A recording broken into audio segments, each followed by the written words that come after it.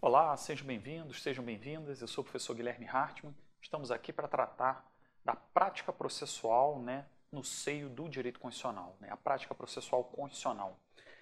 Deixa eu me apresentar a vocês. Eu sou advogado há 20 anos, atuo na advocacia civil, empresarial, imobiliária. Fiz mestrado em direito processual e doutorado em direito processual, ambos na Universidade Estadual do Rio de Janeiro, na UERJ. Sou professor concursado na Universidade Federal do Rio de Janeiro, em processo civil, Universidade Federal do Rio de Janeiro, a Faculdade Nacional de Direito. Dou aulas em vários cursinhos, sempre nessa pegada aí do processo civil. E aqui a gente vai para o caminho de estudar o processo constitucional, quer dizer, analisar a disciplina constitucional na prática, no plano do processo. Tá? Eu deixo aí meu Instagram, Guilherme K. Hartmann, se vocês tiverem alguma dúvida, para passar um feedback aí das aulas, é uma forma de contato. E divulgo também essas duas obras que eu participei, o Competência no Processo Civil, o livro branco, um manual sobre competência, que está até caminhando aí, está esgotado, mas está para sair uma segunda edição no final de 2024 ou em 2025, já estou preparando, e o Petições e Prática Civil saiu a sexta edição pela editora Ridel em 2024.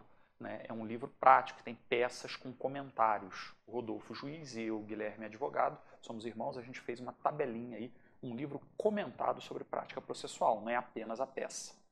Bom, mas vamos ao que interessa. Na aula de hoje, nós vamos tratar do mandado de segurança. Você já teve aula sobre mandado de segurança, no aspecto material. Hoje nós vamos focar mais nas questões processuais, embora seja necessário eu trabalhar com vocês algumas definições importantes dentro da temática. Mandado de segurança é um tema que você estuda em várias disciplinas. No direito constitucional, você estuda como uma ação constitucional, como um remédio constitucional voltado ao controle dos atos estatais. Então, é mais ou menos assim. A lei prevê, a Constituição prevê direitos fundamentais, uma vez eles violados ou ameaçados, você precisa de um instrumento de controle, um remédio de natureza constitucional, e um deles é o mandado de segurança, que é objeto do nosso estudo. Então veja, aí você estuda no plano do direito constitucional, como uma ação constitucional, uma ação para dar rendimento aos direitos fundamentais ou para fazer valer direitos normativos previstos em norma. Bom, você também estuda o mandado de segurança no âmbito do direito administrativo. E aí já é uma pegada, vamos dizer assim, do estudo do mandado de segurança como uma forma de controle jurisdicional dos atos administrativos. Controle jurisdicional porque a gente está falando de uma ação que vai ser ajuizada no judiciário, no caso, o mandado de segurança, a ação de segurança, como também é conhecida. E ela vai servir para controlar atos estatais. Então, se você fizer uma inscrição no concurso público e for denegada a sua inscrição, por exemplo, você pode questionar isto via uma ação judicial denominada mandado de segurança. Você está questionando o ato administrativo, porque o nosso sistema é o da jurisdição una, em que é possível questionar atos do próprio Estado dentro do judiciário. É como se fosse o próprio Estado se limitando, numa lógica, podendo o próprio Estado examinar os atos praticados pelo próprio Estado, naturalmente em outro poder, dentro dessa linha de raciocínio. Mas pode ser até o próprio poder, a gente vai estudar hoje. Bom, e você estuda mandado de segurança também no aspecto tributário, mandado de segurança em matéria tributária, você estuda o mandado de segurança em processo civil, porque é importante o estudo do mandado de segurança para fins justamente do estudo da disciplina processual, como é o procedimento, qual é a regra de competência, quem é o legitimado. Então, eu estou tentando passar para vocês a amplitude do mandado de segurança. A gente aqui tem que trabalhar o aspecto prático. Quero que vocês saiam daqui sabendo fazer um mandado de segurança e sabendo quando que ele é estrategicamente viável. Porque nem sempre você vai se valer do mandado de segurança. Você pode entrar com uma ação de rito comum. Você pode buscar a mesma questão ou via mandado de segurança, quando vai seguir o procedimento da lei do mandado de segurança, ou numa ação de rito comum contra o ente estatal. Então, a gente precisa entender esse contexto para se valer da melhor forma. Até porque, sabendo o plano processual, que é o meio, que é o instrumento, por vezes você melhor atende o quê? O próprio direito material. Então, é importante o plano prático. Bom, dito isso, o mandado de segurança tem previsão na Constituição, no artigo 5º, inciso 69 e no inciso 70, sendo que o inciso 69, LX1X, da Constituição, é o mandado de segurança individual. E o 5º, inciso 70, LXX, seria o mandado de segurança no plano coletivo. Eu aproveito, coloco aqui na tela para vocês, no texto constitucional, veja só.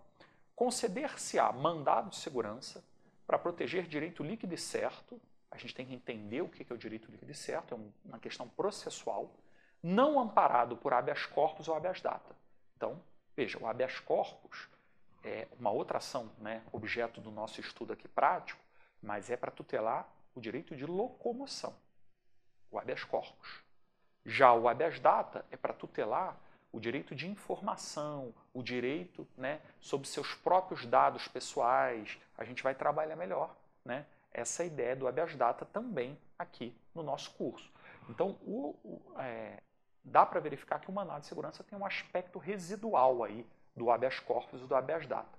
Mas continuando, quando o responsável pela ilegalidade ou abuso de poder for a autoridade pública ou agente de pessoa jurídica no exercício de atribuição do poder público, dá para perceber que ou tem uma autoridade pública ou até um agente de pessoa jurídica privada que esteja exercitando uma atribuição do poder público. Como, por exemplo, uma estatal. Uma sociedade de economia mista, você vai ter um dirigente da estatal e vai praticar um ato possivelmente questionado via mandado de segurança.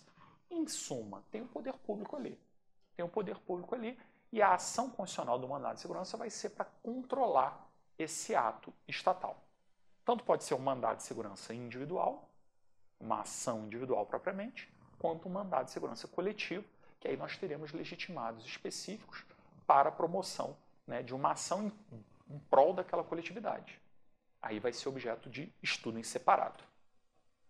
Bom, eu coloquei então para vocês o objeto, né, proteger direito líquido e certo do impetrante. Aliás, não se fala autor do mandado de segurança, se fala impetrante. E no polo passivo não se fala réu, se fala impetrado.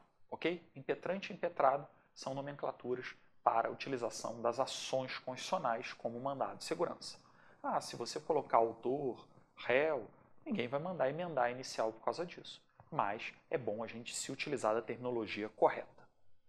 E aí, como eu disse a vocês, né, o mandado de segurança, né, pode ser individual e coletivo. E ambos estão previstos na Lei de Regência, que é a 12.016 de 2009.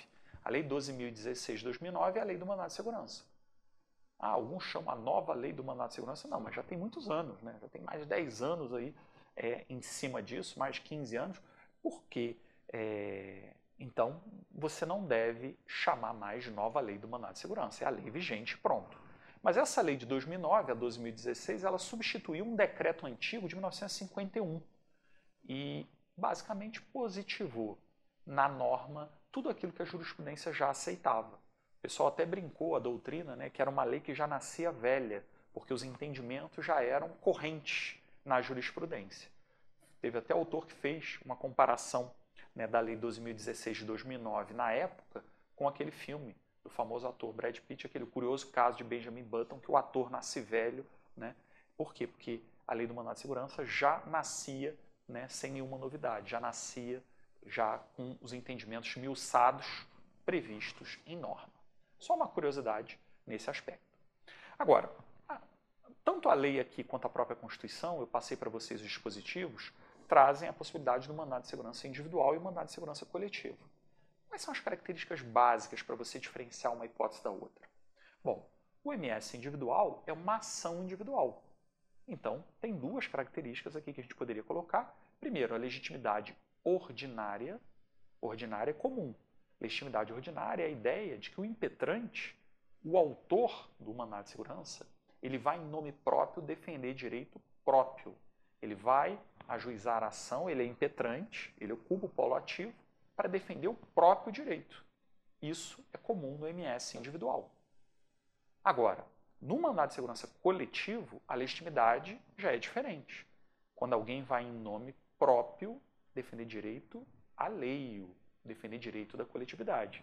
Isso é o que é caracterizado no processo coletivo, portanto, no mandado de segurança coletivo. como legitimidade extraordinária. Sai do comum. Repito, o ordenamento jurídico autoriza alguém, por exemplo, um partido político, uma associação, promover um mandado de segurança coletiva em nome da coletividade. Então, quem é o impetrante? O partido político, a associação, o sindicato. Mas ele está indo em nome próprio, ele ocupa o polo ativo e ele defende interesses de quem está fora do processo. Então, na legitimidade, a gente diferencia mandado de segurança individual e coletivo. E a segunda diferença, como eu disse, características aqui, é que o mandado de segurança individual, a coisa julgada, que é a imutabilidade dos efeitos da decisão, ela é interparte. No mandado de segurança individual, a coisa julgada só vai gerar efeitos para o impetrante.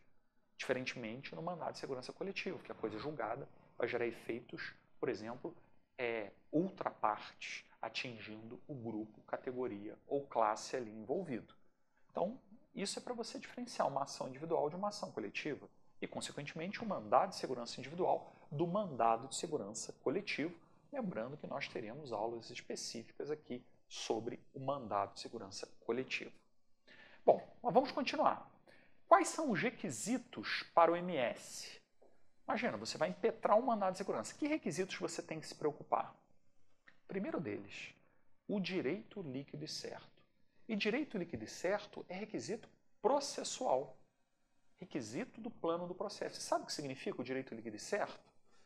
Significa que o impetrante do mandado de segurança ele tem que trazer a prova pré-constituída.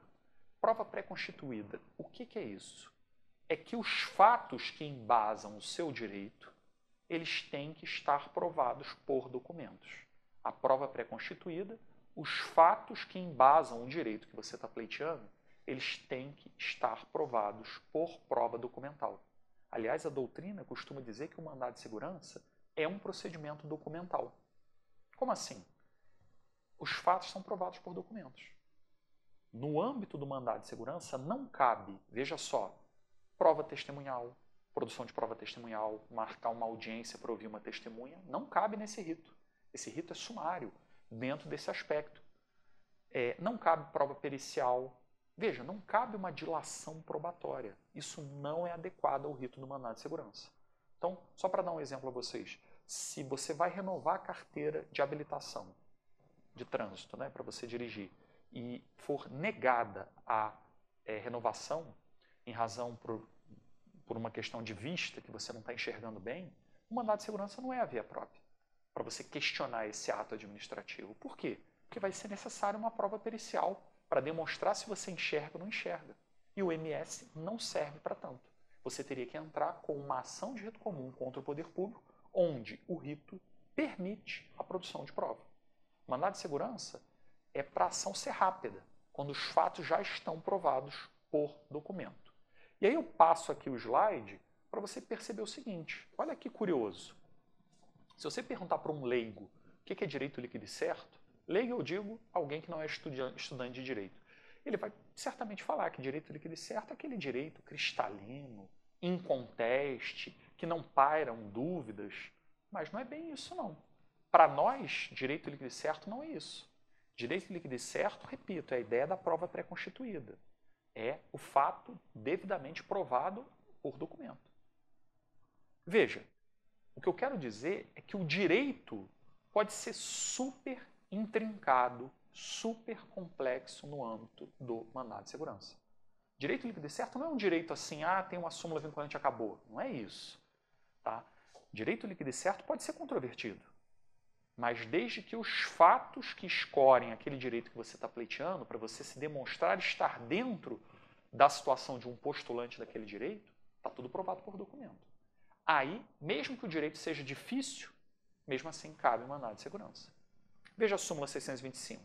Controvérsia sobre matéria de direito não impede a concessão do MS. E aí trago a vocês um julgado de agosto de 2024, veja, o mandado de segurança detém de seus requisitos a demonstração inequívoca do direito líquido e certo pela parte impetrante, por meio da chamada prova pré-constituída, inexistindo, não cabe, espaço para dilação probatória na célere via do mandamos. Aliás, é por isso que o mandado de segurança tende a ser rápido. porque não cabe dilação probatória. É como se o legislador pensasse, vou criar um procedimento mais rápido, em que é basicamente um contencioso de legalidade.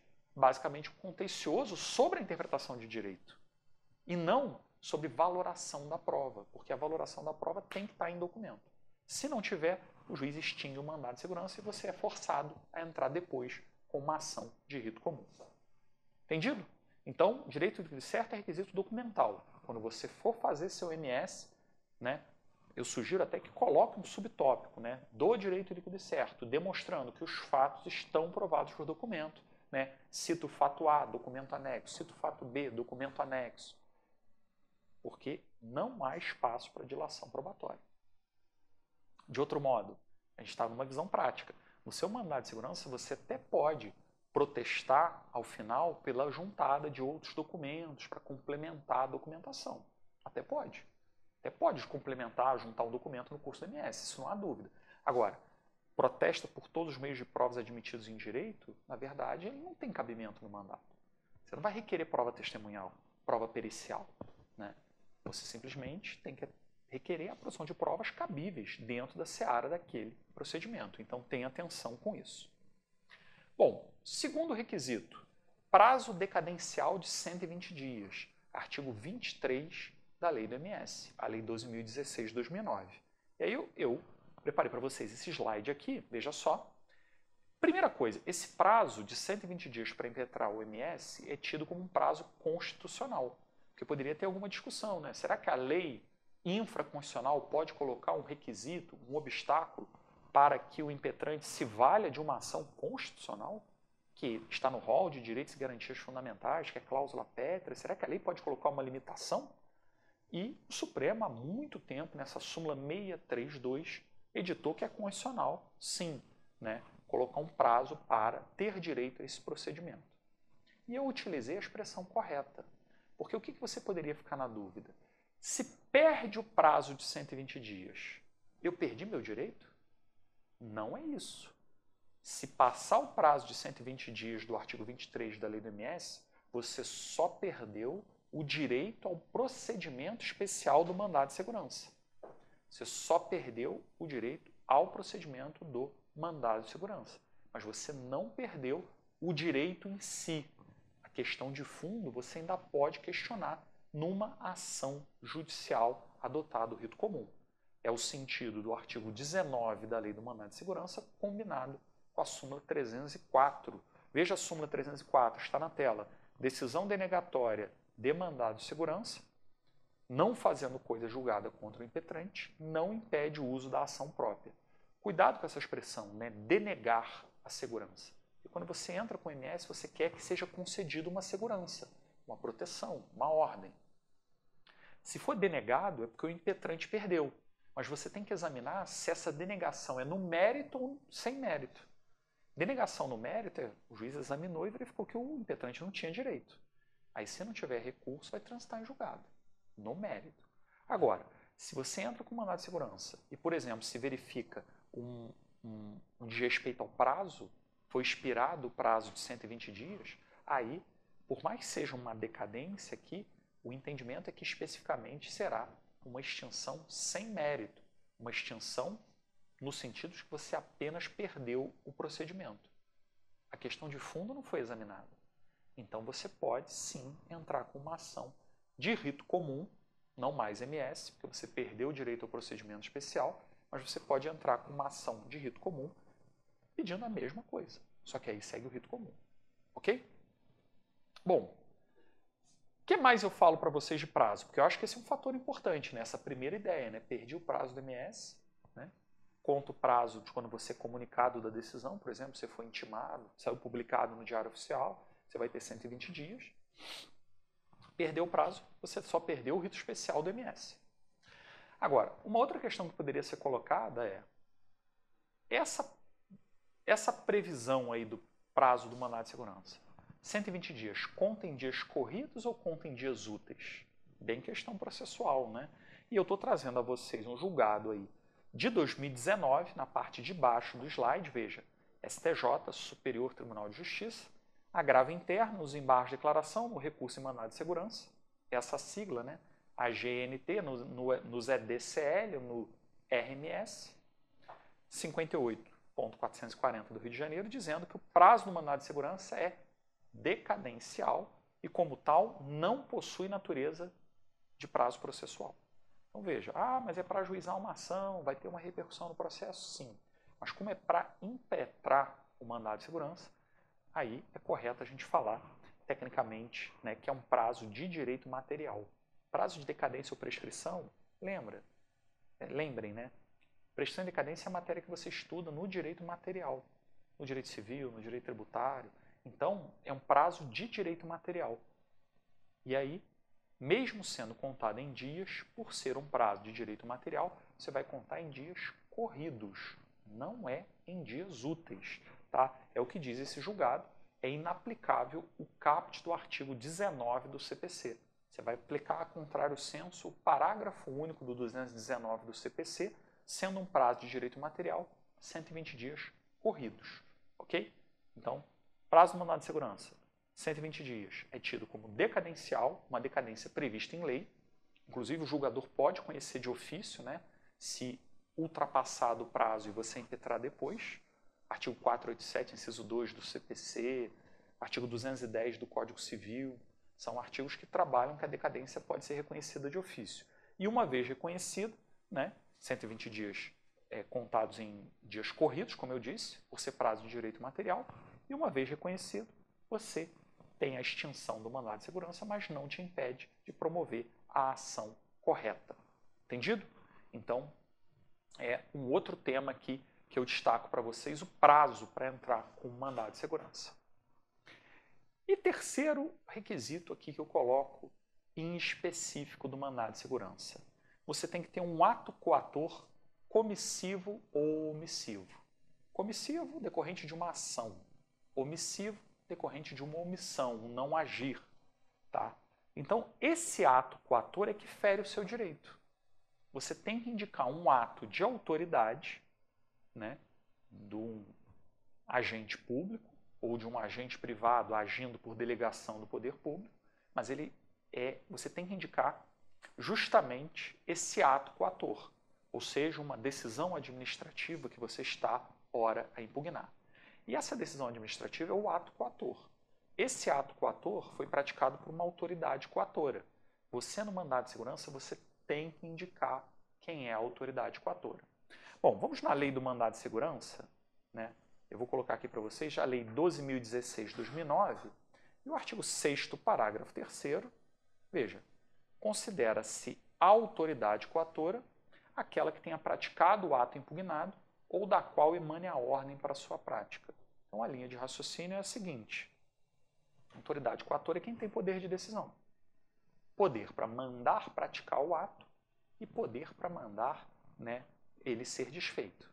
Então, é muito interessante a gente ter essa visão, porque é a definição de autoridade coatora. Aí no slide eu até peço que vocês façam uma remissão para o artigo 1º, parágrafo 2º, inciso 3 da Lei do Processo Administrativo, que é a Lei 9784 de 99, que tem uma definição, né, de autoridade, quem tem o poder de decisão. Nós veremos que na petição inicial o autor deve indicar a autoridade coatora. Ele deve indicar a autoridade e a pessoa jurídica da qual ela faz parte.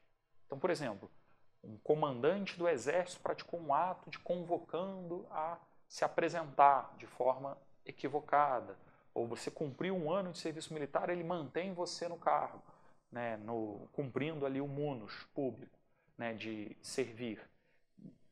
Aquela portaria que tem a sua reconvocação, vamos dizer assim, você poderia questionar. E aí, né, você indicaria quem assinou a portaria, que é quem tem poder de decisão, né, e indicaria o órgão a qual ele faz parte. Por exemplo, né, o Exército Brasileiro, a Marinha do Brasil. Entenderam? Você indica a autoridade coatora, quem praticou o ato e tem o poder de desfazer, e indicaria, como impetrado, a gente vai ver, o ente público da qual a autoridade coatora faz parte. É óbvio que às vezes você vai ter uma dificuldade em definir quem é a autoridade coatora. Os parâmetros são esse contexto de quem tem poder de decisão. E por isso eu trago a vocês esse slide aqui para destacar que o mero agente executor do ato impugnado não é a autoridade coatora. A autoridade coatora é quem tem poder de decisão. Então não é aquele que pratica um ato. Então se um delegado manda apreender um veículo, a autoridade coatora é o delegado. Não é o policial que vai lá cumprir a diligência e apreender o veículo. Entendido? Então isso é importante, tá? Não a configurando o mero executor do ato impugnado, tá? Estou dando exemplos até abaixo aí. Tem uma situação muito comum em mandado de segurança. O Conselho Nacional de Justiça edita um ato administrativo para que todos os tribunais pratiquem. Aí o presidente de um tribunal pelo país cumpre o ato. Veja, o julgado abaixo aí de 2016 destaca que o presidente não vai ser parte legítima. Por quê? Porque ele simplesmente está a cumprir uma decisão, né, do CNJ, ele é mero executor. Então ele não seria autoridade coatora, aí teria que questionar o ato do próprio CNJ. Entendido?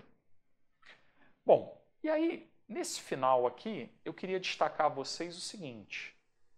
Nós teremos que estudar essa ideia da definição da autoridade coatora, que é um dos nós aqui no Mandado de Segurança, através do estudo, né, a minha sugestão, que você separe o ato coator de natureza administrativa, legislativa e jurisdicional. Você vai separar essas três hipóteses para facilitar o seu estudo. Então, por exemplo, ato coator de natureza administrativa. Veja, aqui é o que você estuda geralmente no direito administrativo, que os atos administrativos podem ser questionáveis no judiciário. E aí você estuda, vai lembrar bem, no direito administrativo, que o mérito administrativo não pode ser sindicado pelo judiciário, em regra. O mérito administrativo é a oportunidade de conveniência. Exemplo, numa questão de concurso público. Você não pode questionar em mandado de segurança, né, a correção feita por uma banca de concurso público. Porque isso está dentro do mérito administrativo, do juízo de valor da banca examinadora. Agora, você pode questionar a legalidade do ato administrativo. Por exemplo, te cobraram no concurso público algo que não constava no edital. Aí sim, você está questionando a legalidade, a lei do concurso, o edital, né? E não propriamente a lógica, né, do mérito administrativo. Agora, o mérito administrativo também é sindicado. Sindicado também pode ser questionado quando ele for irrazoável. A lei, o edital do concurso pode, por exemplo, trazer uma regra que traz uma isonomia entre os sexos. Esse julgado aí de 2017, veja, concurso público para preenchimento de vagas existentes na Polícia Militar, no quadro de saúde, enquadra-se na regra constitucional que proíbe distinção por motivo de sexo. Então não pode só contratar homens, por exemplo, em detrimento de mulheres. Imagina, um edital que proíbe tatuagem.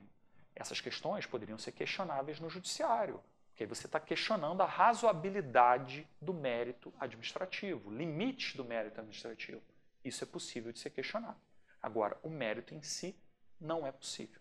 Okay? Em regra, se questiona a legalidade dos atos ou os limites do mérito administrativo numa ótica de razoabilidade. Vejam que isso é uma questão do estudo do ato coator de natureza administrativa. Depois do intervalo, a gente vai evoluir essa definição do ato coator e as formas de visualização da questão. Espero que tenham gostado desse primeiro bloco. Qualquer dúvida vocês têm, meu Instagram, Guilherme K. Hartmann. Nos encontramos em breve.